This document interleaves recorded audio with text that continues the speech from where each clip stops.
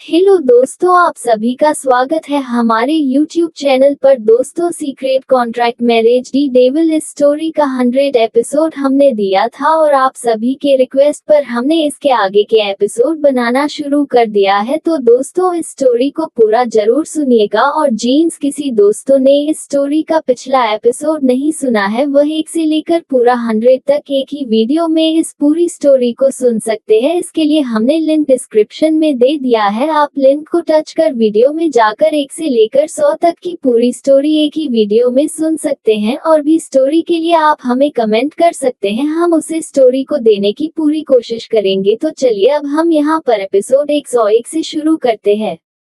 जब 101 सक्षम ने पकड़ा साइको को।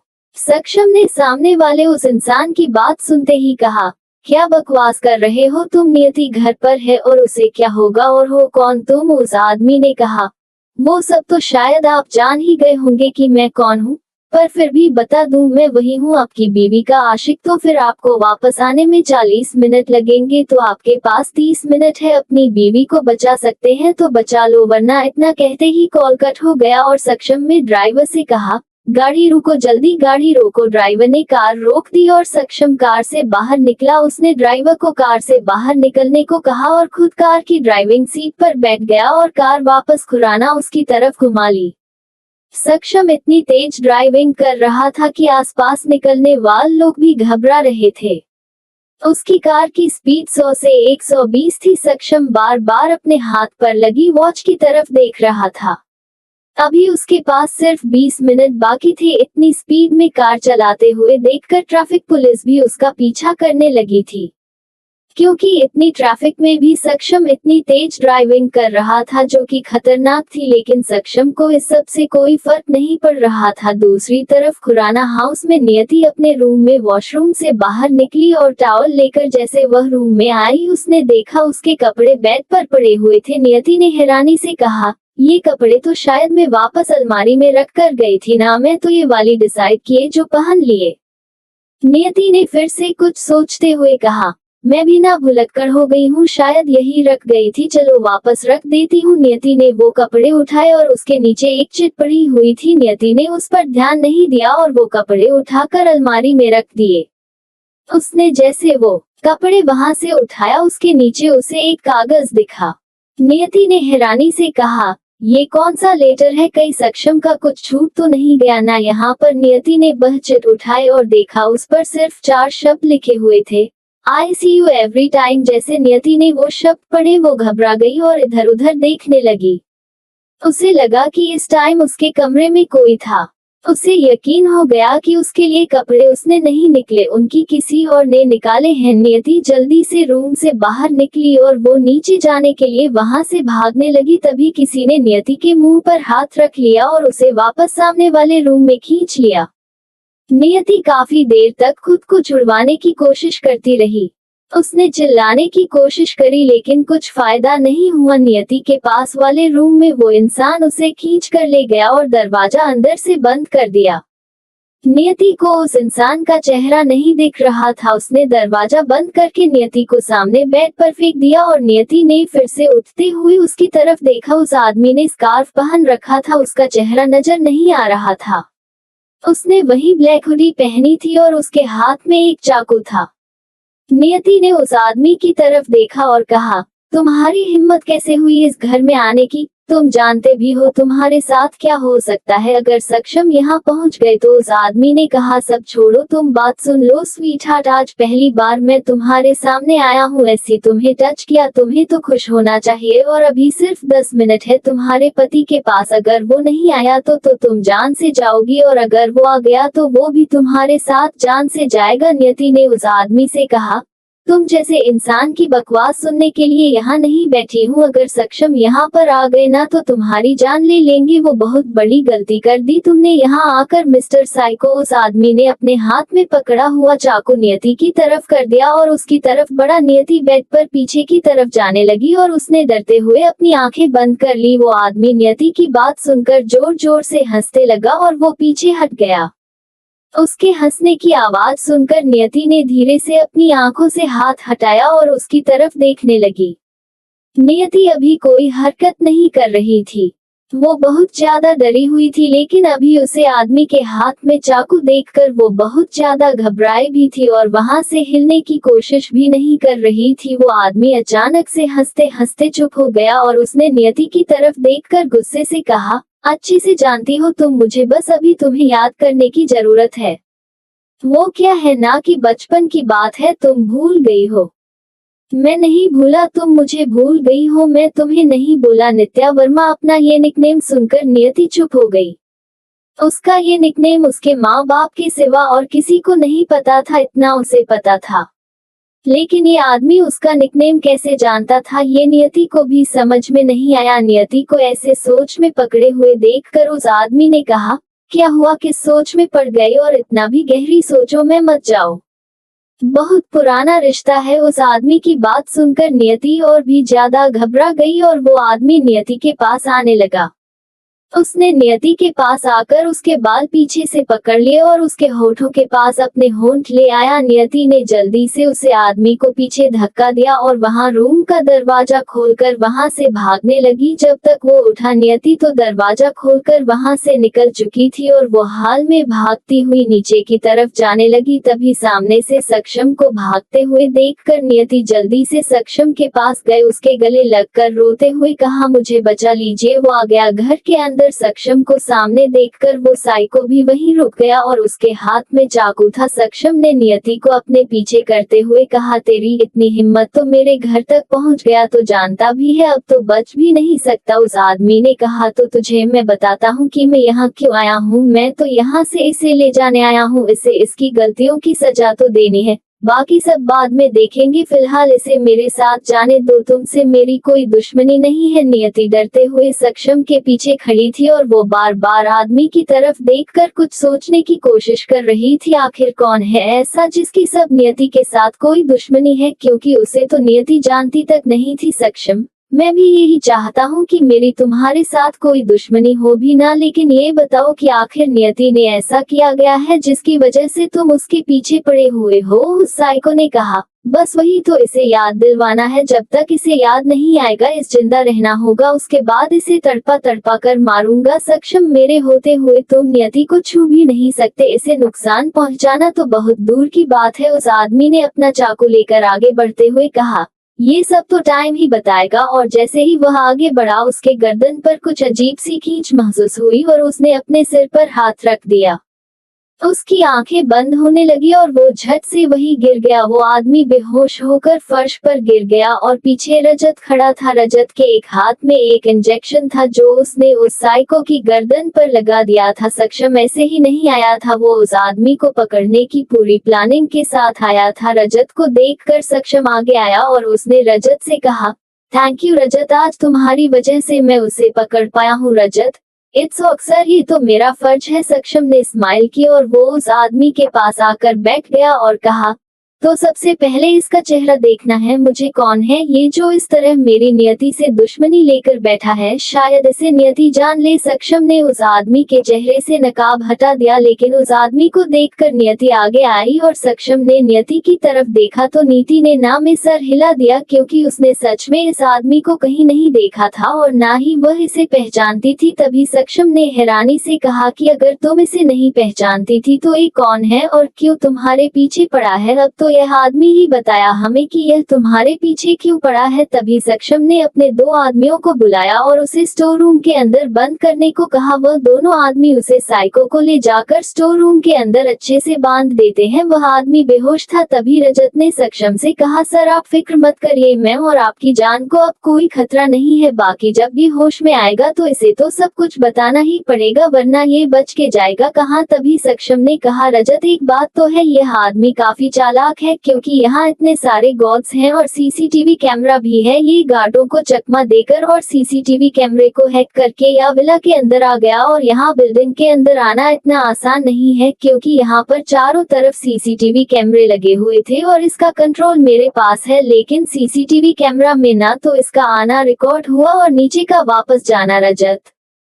डोंट दी वरी, लगता है ये कोई हैकर है एक्सपर्ट वाला, इसमें जरूर सीसीटीवी कैमरा हैक कर लिए होंगे, लेकिन आप चिंता मत कीजिए, हम दोबारा से सब सही करवा देंगे जल्द से जल्द। सक्षम ने नियति की तरफ देखा जो घबराई हुई अभी भी वहीं खड़ी थी। सक्षम को नहीं पता था कि अंदर नियति के साथ क्या हुआ। वो बस नियति के पास आया और उसके गालों पर हाथ रखते हुए कहा, क्यों इतना परेशान हो रही जान, सब सही हो गया ना। अब वो पकड़ा गया तो कुछ नहीं बिगाड़ सकता हमारा। और जब 102 नकुल नाम है मेरा, अवनी ने डरते हुए कहा, लेकिन अभी ये इंसान रहेगा तो यही ना। आपने इसे यहीं पर बंद कर दिया मेरे सामने इसी घर में।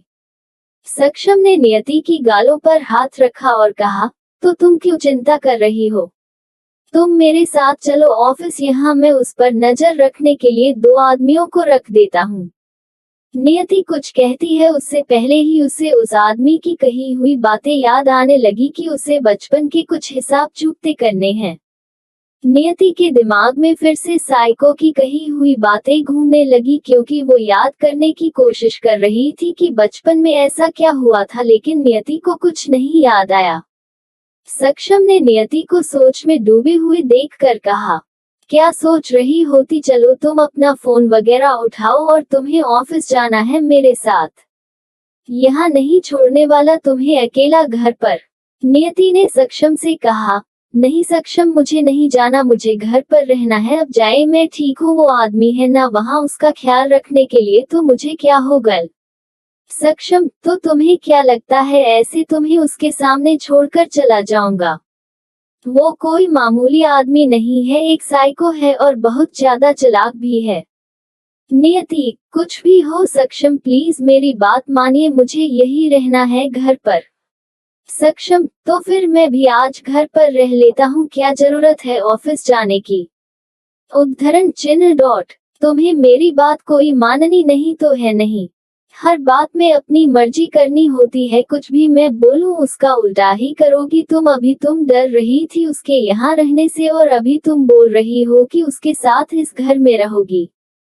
नियति, समझने की कोशिश कीजिए सक्षम, प्लीज मुझे एक मौका दीजिए, मैं जानना चाहती हूँ ऐसा क्या किया है मैंने उसके साथ और आपके सामने वो बिल्कुल कुछ नहीं बताएगा। प्लीज जाए, प्लीज बस ये एक बात मान लीजिए और कुछ नहीं। सक्षम, ठीक है मैं चला जाता हूँ, लेकिन तुम भी एक प्रॉमिस करो, तुम फोन की रिकॉर्डिंग ओपन रखोगी और मुझे पल पल की खबर मिलती रहेगी।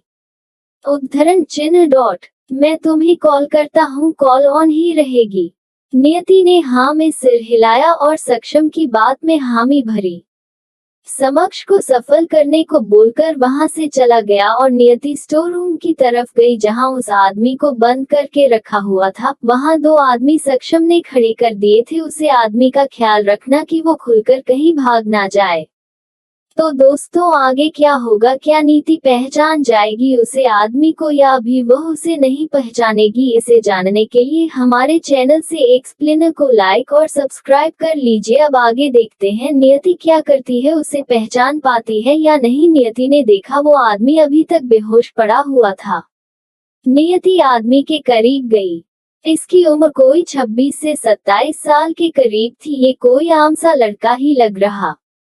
उसकी दाढ़ी और मूंछ बड़ी बड़ी थी या उसने जानबूझकर की हुई थी, कह नहीं सकते। नियति उसे एकदम करीब गई और उसे देखकर कुछ सोचने लगी। नियति ने उस आदमी की तरफ देखते हुए कुछ सोचा और कहा, कहाँ देखा है मैंने तुम्हें, मुझे कुछ याद नहीं आ रहा। और क्या कर दिया मैंने तुम्हारे साथ ऐसा जो तुम मेरे पीछे हाथ धोकर पड़े हुए हो मेरी जान लेने के लिए? तभी वो आदमी थोड़ा थोड़ा हिलने लगा और नियति डर गई। वो जल्दी से पीछे हट गई और उसने वहां खड़े 2 आदमियों की तरफ देखा। वो आदमी आगे आगे और उन्होंने कहा, मैम माफ, आप जाए यहाँ से, हम इसे देख लेंगे। नियति ने कहा, नहीं मैं यहाँ से जाने के लिए नहीं आई, मुझे इससे बात करनी है, मुझे जानना है इससे बहुत कुछ, इसके लिए मैं यहाँ रुकी हुई हूँ। वो आदमी धीरे धीरे अपनी आंखें खोलने लगा और सामने देखा नियति खड़ी थी। उस आदमी ने अपने आप को बंधा हुआ महसूस किया और हंसने लगा, जैसे उसे कोई डर ही ना हो कि वो पकड़ा गया है। उसे ऐसे हंसते देख नियति ने कहा, तुम पागल हो गए हो, तुम्हें दिखाई नहीं दे रहा कि तुम्हें यहाँ बंद कर रखा गया है? अब तुम्हारी जान भी खतरे में है, तुम्हें मारा भी जा सकता है। उस आदमी ने कहा, तुम्हें क्या लगता है जब मुझे मैं कुछ बताता नहीं तब तक ना तुम कुछ नहीं करोगी ना वो सक्षम खुराना, और मेरा मुंह तो खुलने से रहा। मैं चाहता हूँ कि तुम्हें खुद याद आ जाएगी तुमने मेरे साथ क्या किया था, तब तक कोई मुझे हाथ भी नहीं लगा सकता।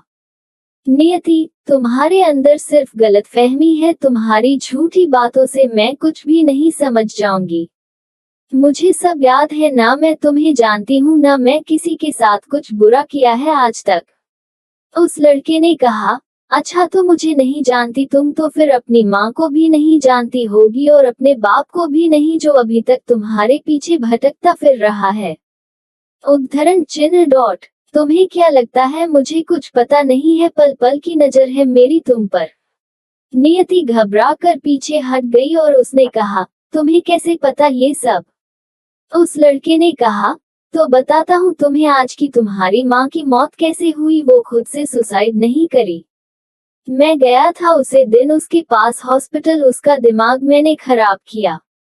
तब मैं उसके सामने गया, उसे अपने बारे में बताया तो वो मजबूर हो गई खुदकुशी करने के लिए। जब उसे मैंने ये तक कह दिया कि वो तुम पर बोझ है, तुम्हें अच्छे से जीने तक नहीं दे रही, तुम्हारी लाइफ में एक ग्रहण बनकर बैठी हुई है, उसका दिमाग इतना फिर गया कि उसने कुछ भी नहीं सोचा सुसाइड करने से पहले। नियति की आंखों से आंसू बहने लगे और उसने उसे आदमी की तरफ रोते हुए देखा और कहा, तुमने मेरी माँ को तुमने मारा, मेरी हिम्मत कैसे हुई? तुम्हें पता भी है उसे दिन मेरी माँ का ऑपरेशन था, वह सही हो जाती है उस दिन और आज मेरे साथ होती। तुम्हारी वजह से आज मेरी माँ मेरे साथ नहीं है। उस लड़के ने कहा, अच्छा तुम्हें बहुत दुख है तुम्हारी माँ को खोने का, और तुम्हारी वजह से जो मैंने मेरे सारे परिवार को खो दिया उसका क्या भूल गई तुम? नकुल नाम है मेरा। नकुल नाम का वो लड़का जिस चेयर वो बंधा हुआ था उसे जोर से हिलाया और वहां से उठने की कोशिश करी लेकिन वो नाकामयाब रहा। नियति थोड़ा घबरा कर पीछे हटी और उसने डरते हुए कहा, मेरी बात समझने की कोशिश करो, वो मैं। नियति ने जैसे ही उसे लड़के के मुंह से उसका नाम सुना वो जैसे कुछ सोच में पड़ गई हो। नियति को देखकर ऐसा लग रहा था कि उसे कुछ ना कुछ तो जरूर याद आया है, लेकिन क्या अभी उसकी एक्सप्रेशन से पता नहीं चल पा रहा था। नियति उस लड़के की तरफ देखकर लगातार कुछ सोच जा रही थी, उसकी आंखें बड़ी हो गई थी। उस लड़के ने नियति को ऐसे सोच में पड़े हुए देखकर कहा, क्या हुआ, ऐसे सोच में क्यों पड़ गई? आ गया ना मेरा नाम याद? मेरा नाम सुनकर सब याद आ गया और मैं अच्छे से जानता हूँ तुम्हें सब याद आ गया है। मिस नित्या वर्मा, अब तुम भूलने का ड्रामा करोगी ये भी मैं जानता हूँ। नियति उस आदमी की बातें सुनकर अभी भी जैसे सदमे में थी, वह पीछे कुछ कम हो गई और उसने वहां में से हिलते हुए कहा, बिल्कुल भी नहीं, मुझे सब याद आ गया है और कुछ भूलने का ड्रामा नहीं करूंगी मैं, क्योंकि मैं झूठी नहीं हूं ना। Chapter 103 flashback. वो आदमी नियति की बात सुनकर और गुस्से में आ गया और उसने कहा, फिर से झूठ? नफरत है तुमसे और तुम्हारी झूठ से। तुम्हें सब याद था फिर भी तुम भूलने का ड्रामा कर रही थी बहुत अच्छे से। नियति ने जल्दी से कहा, नहीं नकुल, मुझे ये सब याद ही नहीं रहा। अचानक से तुम्हारा नाम सुनकर सब कुछ याद आया, और तब हम लोग सिर्फ बच्चे थे, उसे बात को इतना ज्यादा तुम दिमाग पर ले लोगे मैंने कभी नहीं सोचा था। उद्धरण चिन्ह डॉट। उसमें मेरी कोई गलती नहीं थी, मैंने कुछ नहीं बताया था तुम्हारे मॉम डैड को। नहीं थी जिसे तुम्हारे मॉम डैड को सब कुछ बताया था। हाँ, मैंने तुम्हें डराने के लिए वो सब बोल दिया था ताकि तुम वो अपनी हरकतें छोड़ दो, लेकिन मैंने कुछ नहीं। नकुल, तुम्हें पता है ना तुम्हारी वजह से मैं क्या किया? अपने मॉम डैड को मार दिया मैंने। नकुल की बात सुनकर नियति और भी ज्यादा डर गई। शायद नियति को नहीं पता था कि नकुल ने अपने मॉम डैड को मार दिया था। वो जल्दी से रूम से बाहर निकल गई, जाकर दरवाजे से खड़ी होकर उसने अपने दिल पर हाथ रख दिया। नियति का दिल तेज तेज धड़क रहा था और उसे ऐसा लग रहा था जैसे उसकी सांस अभी रुक जाएगी। मतलब सामने नकुल को देखकर भी उसे पहचान नहीं पाई थी। लेकिन अब वो कौन था, नियति के साथ क्या हुआ, ये सब तो उन दोनों के सिवा और कोई नहीं जानता था। नियति ने खुद से कहा, इस इंसान ने अपने माँ बाप को मार दिया सिर्फ इतनी छोटी सी बात पर। ये बचपन से ही साइको है, पर मैं अब इसे कैसे बचूं? अच्छे से जानती हूँ मैं कुछ भी कर सकता है, ये इतनी आसानी से मरने वाला नहीं है। अभी नियति अपनी ही सोचों में लगी हुई थी कि तभी उसका फोन बजने लगा। नियति ने डरते हुए जल्दी से फोन की तरफ देखा तो सक्षम की कॉल आ रही थी। नियति ने कॉल उठाया और सामने से सक्षम की आवाज आई, होश आया उसे, तुम गई थी क्या? उसके पास कुछ बोला उसने, किस वजह से वो ऐसे? नियति ने आगे सक्षम को कुछ बोलने नहीं दिया और खुद ही कहा, वो सब पता चल गया है मुझे। सक्षम हो किस वजह से यहाँ आया, क्यों मेरे पीछे पड़ा हुआ है? ये सब प्यार वगैरह झूठ है, वो सिर्फ मुझे जान से मारना चाहता है।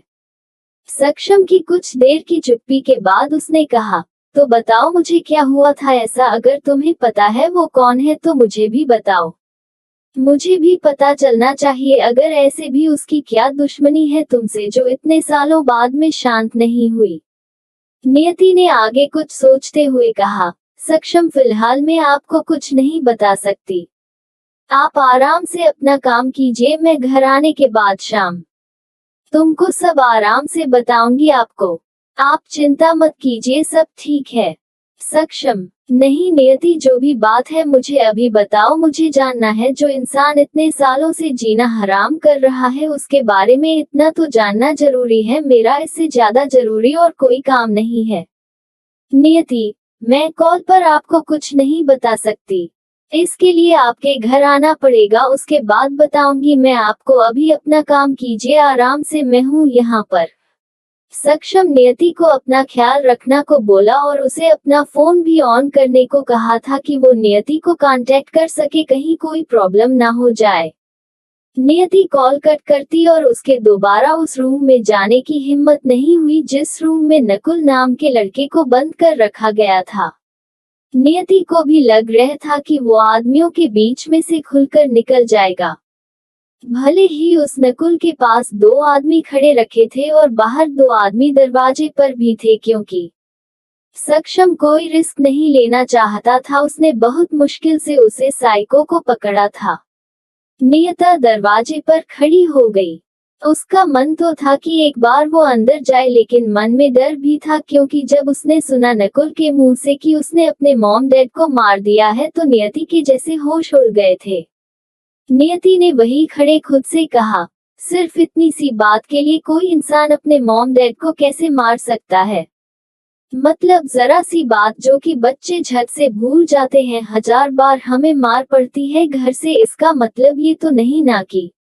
नियति वही घड़ी खुद से बातें कर रही थी, तभी उसने अपनी आंखें बंद कर ली और फ्लैशबैक में चली गई। नियति के मॉम डैड की अक्सर लड़ाई चलती रहती थी, क्योंकि उन दोनों की आपस में बनती नहीं थी। असल बात तो ये थी है उनके डैड का बाहर कहीं चक्कर था और इस बारे में अभी तक घर में नहीं पता था। लेकिन फिर भी वो घर में नियति की मॉम से लड़ाई झगड़ा करने के बहाने ढूंढते थे। एक दिन ऐसे ही नियति के मॉम डैड की लड़ाई हो रही थी और नियति अकेले खेलते खेलते घर से बाहर आ गई। उसकी उम्र कोई उसे टाइम 7 साल से कम ही होगी। नियति ने अपने सामने जो देखा वो उसे देखकर एक पल के लिए हैरान रह गई और वहीं पेड़ के पीछे छुपकर खड़ी हो गई। तो बाकी नेक्स्ट चैप्टर में पता चलेगा कि नियति ने ऐसा क्या देखा कि वो जल्दी से छुप गई और क्या रहा है नकुल और नियति के अतीत का।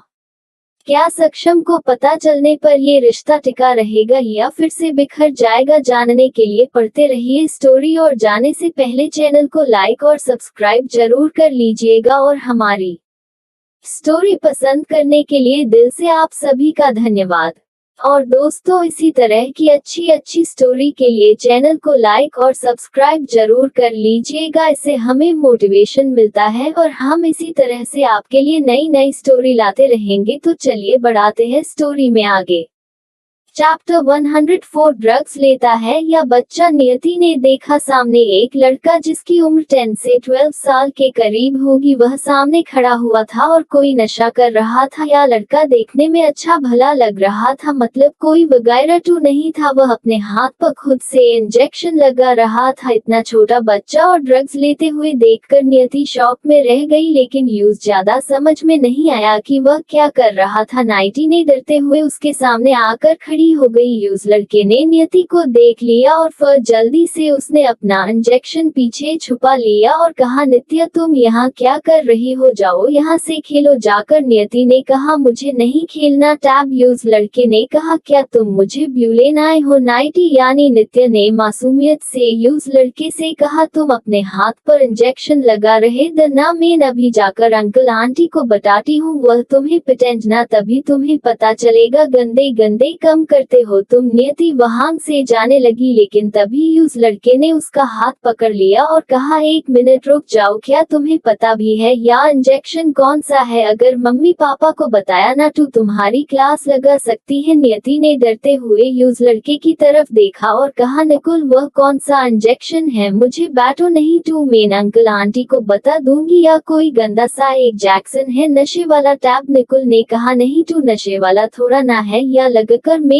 दुनिया को सबसे पावरफुल इंसान बन जाऊंगा। और फिर अगर तुमने मेरी शिकायत मम्मी पापा से की तो मैं उन्हें चुटकी में डरा कर फिर तुम्हें भी मार दूंगा। देख लेना, जब मैं पावरफुल बन गया तो मेरे सामने कोई भी नहीं टिक पाएगा। नाइटी ने मासूम चेहरा बनेते हुए कहा, सच में तुम पावरफुल बन जाओगे तो फिर मुझे कुछ मत करना, मैं तुम्हारी मम्मी पापा को भी कुछ नहीं बताऊंगी और किसी को कुछ नहीं बताऊंगी, मैं चुपचाप यहाँ से चली जाऊंगी। निकुल ने कहा, ठीक है, अगर तुमने मेरी मम्मी पापा को कुछ नहीं बताया तो मैं भी तुम्हें कुछ नहीं करूंगा, लेकिन अगर तुमने बता दिया ना तो वह तो मुझे मरेंगे। हाय पर मैं भी तुम्हें मार दूंगा, याद रखना। नाइटी वहां से अपने घर की तरफ भाग गई और निकुल फिर से वह इंजेक्शन अपने हाथ में लगाने लगा। निकुल ने गस से कहा, या लड़की एक नंबर है, अगर इसे नहीं डरता ना तो या पक्का जाकर मम्मी पापा को सब बता देती और पापा मुझे मार। वह अलग। निकुल ने वह इंजेक्शन लगाया और अपने घर की तरफ चला गया। निकुल वह एक जैक्सन वहीं छोड़कर चला गया था और जैसे हाय वह घर के अंदर गया, उसने देखा उसकी मैन खाना लगा रही थी। निकुल की तरफ देखकर उन्होंने कहा, आ गया बेटा, तू चल हाथ धो लो और खाना खा लो। निकुल की आंखों के सामने अंधेरा सा रहा था और उसने अपने सर पर हाथ रखते हुए कहा, नहीं मैन, मुझे भूख नहीं लगी, मैं बाहर से अपने दोस्तों के साथ खेल रहा था ना, उनके घर पर कुछ खाकर आया हूँ। निकुल की मैन ने कहा, बेटा बैठ, तू तेरी पसंद का गाजर का हलवा बनाया है, एक बार बैठ, साथ मिलकर खाते हैं। अच्छा ज्यादा नहीं खाना, थोड़ा सा खा लेना, और मुझे कितनी बार कहा है दोस्तों के घर खाना मत खाया कर, तेरी तबीयत पहले ठीक नहीं रहती ना। निकुल ने गस से अपनी मैन की तरफ देखा और कहा, मैन प्लीज डैड की तरह ज्ञान देना बैन करो, मुझे गुस्सा मत दिलाओ, तबीयत को क्या हुआ मेरी, और मेरा जहाँ मैन है मैं वहाँ खाऊंगा, आप ज्यादा ज्ञान मत दीजिए। निकुल की मम्मी ने आगे कुछ भी नहीं कहा, ना कोई बात की। वह वहां से अंदर जाने लगा, तभी पीछे से किसी की आवाज आई, निकुल बाहर आओ जरा, मुझे तुमसे कुछ बात करनी है। या निकुल के डेट की आवाज थी जो बहुत गस में लग रही थी। निकुल थोड़ा सा घबराया और उसने वापस मुड़कर देखा, पीछे उसके डैड दरवाजे पर खड़े थे, उनके हाथ में वह इंजेक्शन था जो निकुल लगाकर बाहर फेंक कर आया था। निकुल ने थोड़ा घबराते हुए सामने अपने डैड की तरफ देखा और फिर कहा, क्या हुआ डैड, आप क्यों बुला रहे हैं मुझे? मैं तो बस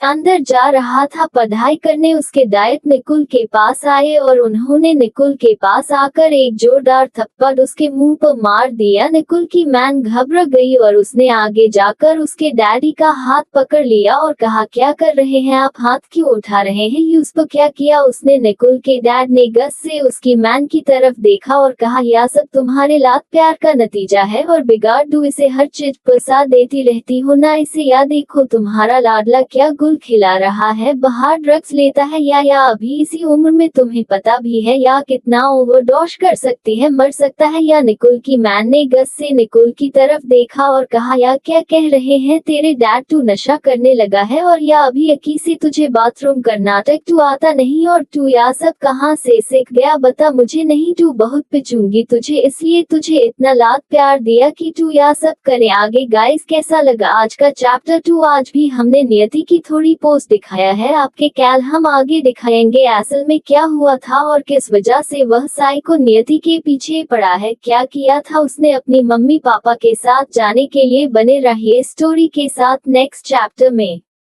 ओके गाइज, आज के लिए इतना ही, तो नेक्स्ट चैप्टर में मिलते हैं। तब तक के लिए आप सभी का बहुत बहुत शुक्रिया और हमेशा मुझे सपोर्ट करने के लिए आप सभी का दिल से धन्यवाद।